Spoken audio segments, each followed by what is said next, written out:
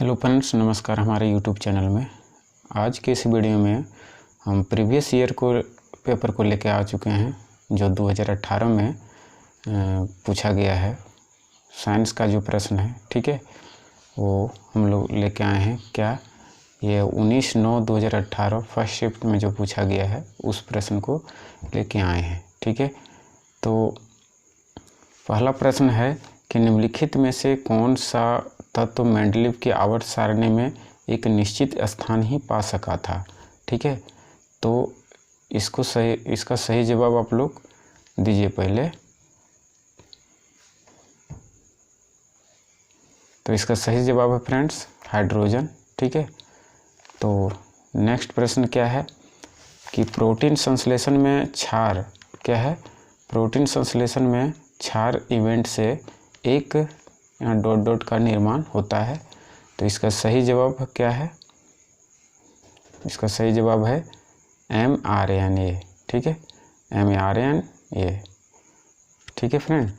तो इसमें हम लोग एक चीज़ और है कि पहला प्रश्न में हम लोग कुछ और पॉइंट्स को याद रख सकते हैं कि मेंडलीव के आवर्त सारणी हाइड्रोजन का स्थान विवादपूर्ण रहा था, ठीक है, ये भी याद रखना है। इस तरह के भी प्रश्न पूछ सकता है।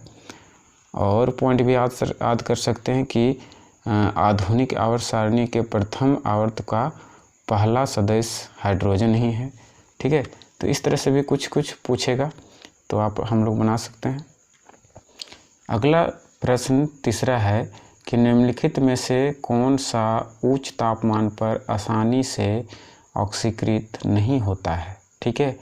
तो इसका सही जवाब हो जाएगा मिश्र धातु। ये क्या होता है? उच्च तापमान पर आसानी से ऑक्सीकृत नहीं होता है, ठीक है फ्रेंड। तो नेक्स्ट प्रश्न में चलते हैं हम लोग। नेक्स्ट प्रश्न है चौथा नंबर कि जिन पदार्थों की गंध अम्लीय या क्षारीय माध्यम में बदली जाती है उन्हें कहा जाता है, क्या कहा जाता है? तो सही जवाब इसका है ये घ्राण यानी ऑल्फैक्टरी सूचक। क्या कहा जाता है? घ्राण ऑल्फैक्टरी सूचक, ठीक है फ्रेंड। तो इस तरह से हम लोग इसको भी याद कर सकते हैं। तो नेक्स्ट प्रश्न हम लोग चलिए देखते हैं पांचवा प्रश्न। तो पांचवा प्रश्न में क्या है? पांचवा प्रश्न में है कि निम्नलिखित में से कौन सा एक सरल अस्थायी ऊतक नहीं है, यानी सरल अस्थायी ऊतक नहीं है, वो हम लोग जानेंगे। तो इसमें सही जो आंसर है इसका जाइलम है।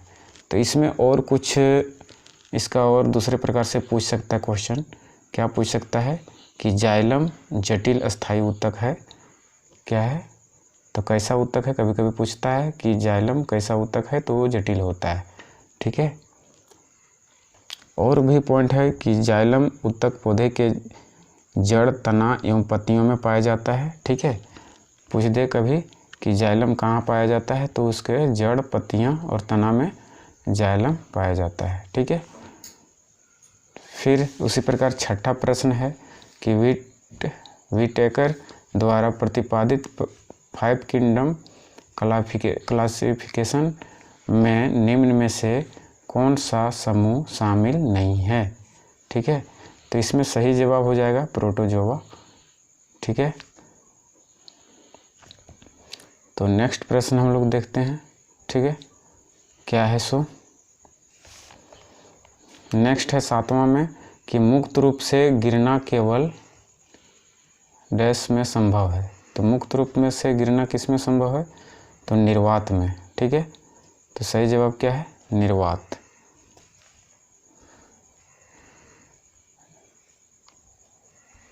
नेक्स्ट प्रश्न हम लोग देखेंगे 8वां नंबर का कि शक्ति को किस रूप में व्याख्यायित किया जाता है, ठीक है। तो इसका सही जवाब हो जाएगा कार्य करने की दर अथवा ऊर्जा स्थानांतरण की दर, ठीक है, ऑप्शन बी, ठीक है।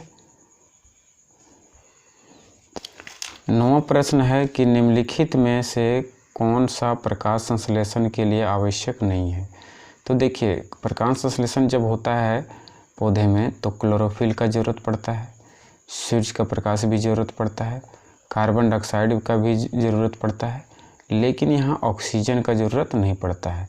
तो हम लोग का सही आंसर हो गया ऑक्सीजन, क्योंकि यहाँ पूछ रहा है किसका आवश्यक नहीं है, तो हम लोग को ऑक्सीजन का आवश्यक नहीं है इसमें। ठीक है। फिर है 10वां नंबर में कि जब एक धातु पानी के साथ अभिक्रिया करती है तो कौन सी गैस निकलती है। ठीक है।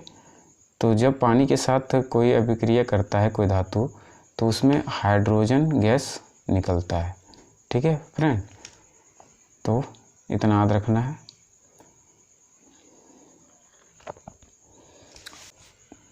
ग्यारहवां नंबर प्रश्न है कि बल और विस्थापन क्या है।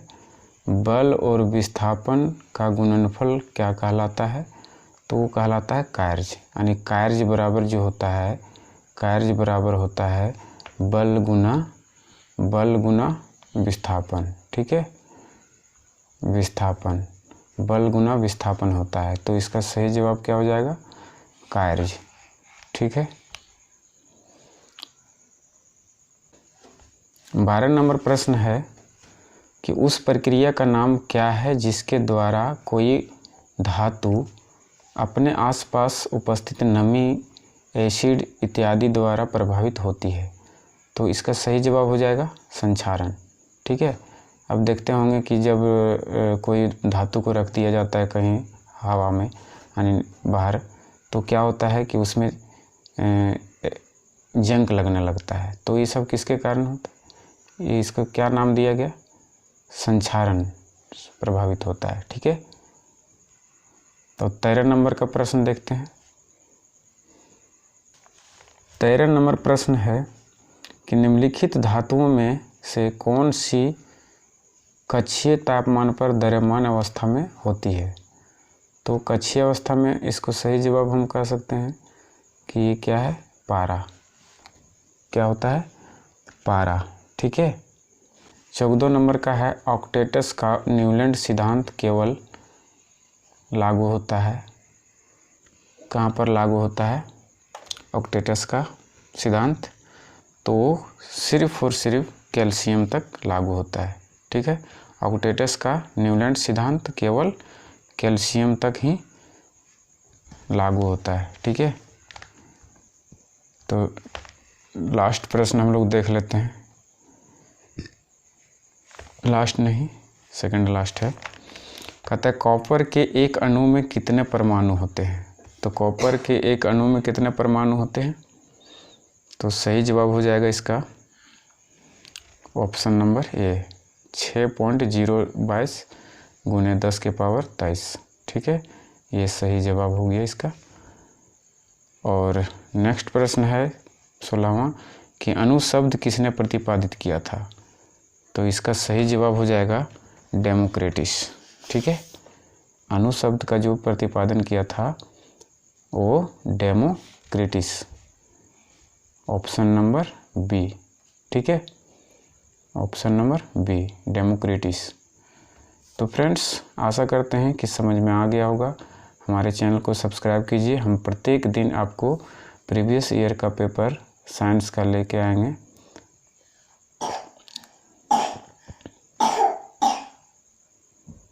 ग्रुप डी एग्ज़ाम नज़दीक है तो अब बने रहिए और प्रीवियस ईयर करना बहुत ज़रूरी है। तो चलिए नेक्स्ट वीडियो में मिलते हैं, तब तक के लिए धन्यवाद।